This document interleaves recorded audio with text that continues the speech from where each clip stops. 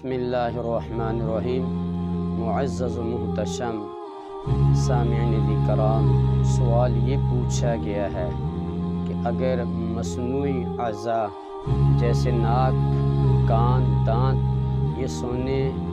या चांदी के बने हुए हों तो क्या इन पर ज़कात वाजिब है या नहीं है। तो ये शरीयत में ये मसला यूँ है, अगर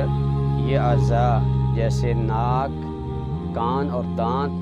सोने और चांदी के हों तो ये जिस्म के साथ फिट हैं, जिस्म से अलग नहीं हो सकते हैं, तो इनका हुक्म भी जिस्म की मानद है, जिस्म की तरह है, तो लिहाजा इन पर ज़कात वाजिब नहीं है।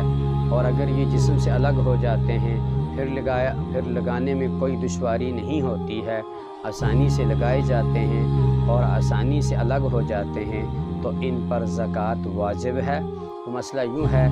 कि सोना और चांदी, जैसे सोने के दांत हैं या चांदी के दांत हैं, या सोने के कान हैं या चांदी के कान हैं,